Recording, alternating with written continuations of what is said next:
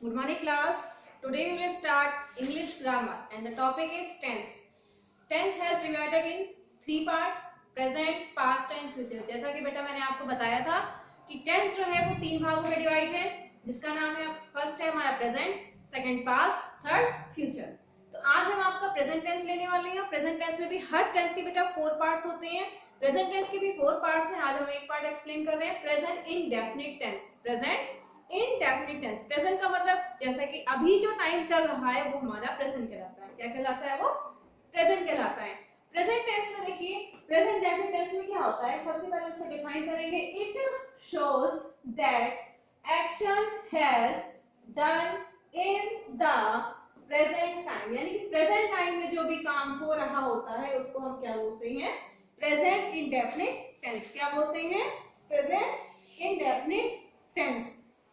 Example अगर हम लेते हैं तो देखिए बेटा, Rakesh plays football. Rakesh plays football, यानी कि राकेश फुटबॉल खेलता है। यानी कि राकेश, यहाँ पे किसी और का नाम भी लिख सकते हैं तब भी सेंस वही रहेगा। तो हमने यहाँ पे लिया है राकेश प्लेज फुटबॉल। ये तो हमारा एक एग्जाम्पल होगा प्रेजेंट डेफिनिट का। प्रेजेंट डेफिनिट टेंस में बेटा आपको ट्रांसलेट करने के लिए सबसे पहले सेंटेंस की नॉलेज जरूर होनी चाहिए। अब सेंटेंस जो मैंने आपको पहले ही वीडियोस में आपको एक्सप्लेन कर चुके हैं कि सेंटेंस 5 काइंड्स होते हैं। ट्रांसलेशन में इनका बहुत ही इंपॉर्टेंट रोल है। क्या रोल है? देखिए, जब भी हम ट्रांसलेशन करते हैं, first of all we have to find out which kind of this sentence, ये सेंटेंस किस काइंड का है, वो अफर्मेटिव है, नेगेटिव है, इंट्रोगेटिव है, कैसा है। तो सबसे पहले हम अफर्मेटिव को ट्रांसलेट करना सीखेंगे, जिसका रूल देखिए क्या है। जब अफर्मेटिव सेंटेंस में अगर आपका हिंदी में है तो उसको कैसे, how we translate into English. तो सबसे पहले प्रेजेंट इंडेफिनिट का टेंस होगा, उस टेंस में अफर्मेटिव सेंटेंस को हम कैसे ट्रांसलेट करेंगे। देखिए, सबसे पहले हम सेंटेंस में ढूंढेंगे सब्जेक्ट क्या है, उसकी इंग्लिश लिखेंगे। फिर हम ढूंढेंगे वर्ब क्या है, कौन सा वर्ब हो रहा है, तो वर्ब की फर्स्ट फॉर्म यूज करेंगे। फिर वर्ब की फर्स्ट फॉर्म के साथ एस और ईएस लगेगा, लेकिन अभी एस और ईएस के बारे में आपको वर्ब बताएंगे किस वर्ब के साथ लगता है, किनके साथ नहीं लगता है। नहीं तो इसलिए सारी वर्ब्स के साथ एस ईएस नहीं लगता है। फिर हम देंगे आपका ऑब्जेक्ट, ऑब्जेक्ट की इंग्लिश लिखेंगे। अब हम एग्जांपल लेते हैं, ध्यान से देखेंगे सारे बच्चे। The birds fly in the sky. इसमें सब्जेक्ट हम पूछे तो सब्जेक्ट क्या है हमारा? बर्ड्स, क्योंकि कौन उड़ रहा है? चिड़िया उड़ रही है। तो सब्जेक्ट है हमारा बर्ड्स। वर्ब की फर्स्ट फॉर्म यानी कौन सा कार्य हो रहा है? फ्लाई, यानी उड़ना हो रहा है। एस का यूज नहीं किया गया, इसका रीजन हम भी आपको उसके बाद जस्ट बताएंगे। फिर है ऑब्जेक्ट, ऑब्जेक्ट क्या है? स्काई, तो उसकी इंग्लिश हमने यहाँ पे लिख दी है। तो ये अकॉर्डिंग टू रूल हमने ट्रांसलेट किया है। और अगर हिंदी में इसको बोले तो हम बोले चिड़ियाएं आसमान में उड़ती हैं। चिड़िया आसमान में या आकाश में उड़ती हैं। इस तरह से ये सेंटेंस, ये पार्ट जो है वो हमारा कंप्लीट होता है। अब आप सबसे पहले ये यूज देखेंगे कि एस ईएस का यूज, और ये बेटा फेयर करके ही आपको अपनी फेयर कॉपी में करना है, ठीक है। उसी के साथ साथ अब हम देखेंगे कि कैसे एस ईएस का यूज जो है वो हम कैसे करते हैं और किन सब्जेक्ट्स के साथ करते हैं, क्योंकि अगर ये नहीं आएगा तो टेंस पूरा का पूरा गलत हो जाएगा। देखिए, अगर आपका सब्जेक्ट देखिए they, you, we, I and plural subject है अगर, यानी कि एक से अधिक है, तो इनके साथ बेटा एस या फिर ईएस नहीं लगता है। यानी क्या? एस ईएस नॉट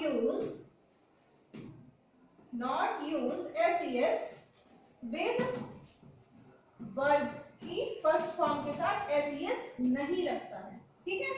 ये सब्जेक्ट अगर आपके हैं तो इन सबके साथ वर्ब की फर्स्ट फॉर्म ही लगती है, एस ईएस नहीं लगता। लेकिन अगर सब्जेक्ट आपका है ही, शी,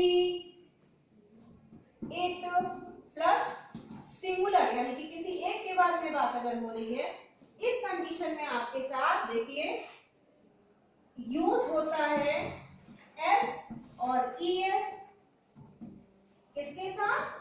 वर्ब की फर्स्ट फॉर्म के साथ। किसके साथ बेटा? वर्ब की फर्स्ट फॉर्म के साथ एस यूज होता है। तो आपने ये सीखा कि सब्जेक्ट के अकॉर्डिंग ही हमें एसईएस का यूज करना है। इसके अकॉर्डिंग, सब्जेक्ट के according to use S ES with verb की फर्स्ट फॉर्म के साथ। ठीक है, ये हमारा एक ये भी टॉपिक है जो कि आपको अपनी फेयर कॉपी में करना, ताकि आपको हमेशा याद रहे। ठीक है, फटाफट से कर लीजिए। फिर देखिए, अब हम आते हैं निगेटिव पे। हम निगेटिव सेंटेंस पे आते हैं। अफर्मेटिव तो हमने बनाना सीख लिया। अब हम निगेटिव सेंटेंस पे आते हैं कि how we translate negative sentence into English. तो उसके लिए बेटा सबसे पहले हम इसमें भी रूल फॉलो करेंगे। Negative sentence, present indefinite tense में निगेटिव सेंटेंस को हम कैसे बनाएंगे, तो उसके लिए भी रूल है हमारा। देखिए रूल क्या है, सबसे पहले इसमें भी हम सब्जेक्ट को ही फाइंड आउट करेंगे और उसकी इंग्लिश लिखेंगे।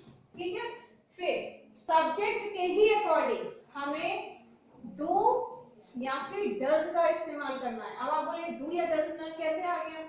देखिए अभी हमने आपको लिखाया था कि कुछ सब्जेक्ट के साथ एसईएस लगता है, कुछ सब्जेक्ट के साथ एसईएस नहीं लगता है।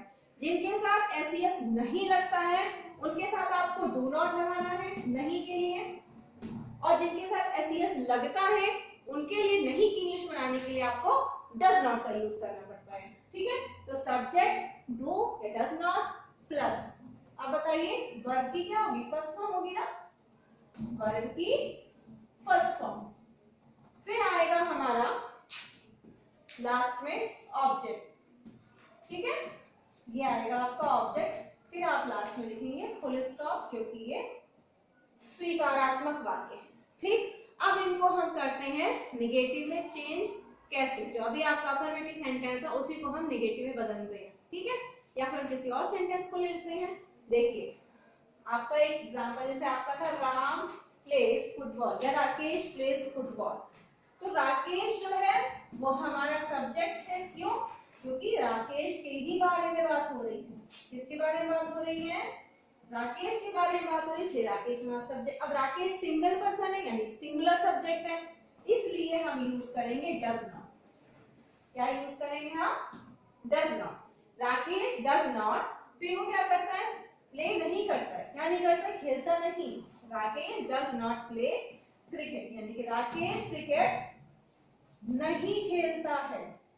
Okay, this is the translation of negative sentence in present indefinite tense. Present indefinite tense में नेगेटिव सेंटेंस को कैसे हम ट्रांसलेट करेंगे according rule. This is the rule for negative sentence. Now we will take the interrogative sentence. अब हम interrogative sentence लेंगे बेटा। देखिए इंट्रोगेटिव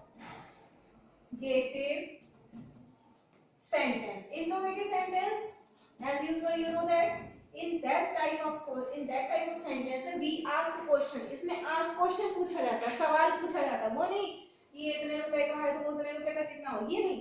क्वेश्चन पूछा जाता है हाउ, व्हेन, वेयर एटसेट्रा। इन सब की स्टार्टिंग होती है ट्रांसलेशन की। इसका रूल हमारा क्या है? देखिए सबसे पहले हम लिखते हैं क्वेश्चन वर्ड। क्या लिखते हैं? Question words.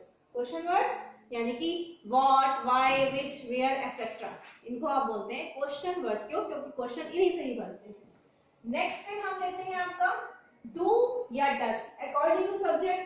वो भी हमें यूज करना है, डू या फिर डस। फिर हमारा आता है सब्जेक्ट, किसके बारे में बात हो रही है, किसके बारे में बात हो रही है उसकी इंग्लिश लिखेंगे। ठीक है, उसके बाद देखिए फिर देखिए क्या होगा, question words, do does, subject. Subject के बाद हमारा आएगा वर्ब की फर्स्ट फॉर्म। किसकी फर्स्ट फॉर्म? वर्ब की first form plus object plus होगा क्वेश्चन मार्क। तो ये हमारा रूल है किसका? इंट्रोगेटिव सेंटेंस का। किसका मार्क है ये? इंट्रोगेटिव सेंटेंस का। ये हमारा क्या है बेटा? रूल है। इसी को आप एज इट इज अपनी फेयर कॉपी में करेंगे जैसा कि मैंने लिखा है। नेक्स्ट देखिए इसका एग्जांपल लेते हैं बेटा हम लोग। इसी के अकॉर्डिंग हम चलेंगे रूल के। कैसे हम ट्रांसलेट करेंगे हिंदी टू इंग्लिश। एग्जांपल देखिए, एग्जांपल देखिए बेटा। सबसे अभी हमने लिखा था Ramesh does not play cricket या Rakesh does not play cricket, यानी कि राकेश जो है प्ले क्रिकेट नहीं खेलता है। अब हमें पूछना है कि इसको हमको इंट्रोगेटिव में चेंज करना है, तो इंट्रोगेटिव हम इसको बोला राकेश क्रिकेट कब खेलता है या राकेश क्रिकेट क्यों खेलता है, राकेश क्रिकेट कहाँ खेलता है। तो बहुत सारे क्वेश्चन बनके, तो मैं एक एग्जांपल लेंगे कि राकेश क्रिकेट क्यों खेलता है। क्यों मींस व्हाई, क्योंकि हमें क्वेश्चन वर्ड पहले लेना है तो हमने व्हाई लिखा, व्हाई। फिर था हमारा डू या डज। अब राकेश सिंगुलर सब्जेक्ट है इसलिए हमें डू का यूज करना है, व्हाई डू। फिर सब्जेक्ट क्या है हमारा राकेश, ठीक, व्हाई डू राकेश। फिर वर्ब की फर्स्ट फॉर्म क्या है हमारी प्ले है, तो why do Rakesh play. Object क्या है हमारा क्रिकेट, ये हमारा ऑब्जेक्ट हो गया, देन क्वेश्चन मार्क। ये हमारा सेंटेंस कंप्लीट हो गया कि how we translate Hindi to English in present definite sentence part interrogative sentence. Interrogative sentence को हम कैसे ट्रांसलेट करेंगे इंग्लिश में, ये रूल था और एग्जांपल्स भी आपके सामने। I hope you have to understand all the concept related to present definite tense. If you have any confusion, kindly ask on your WhatsApp group. Thank you class.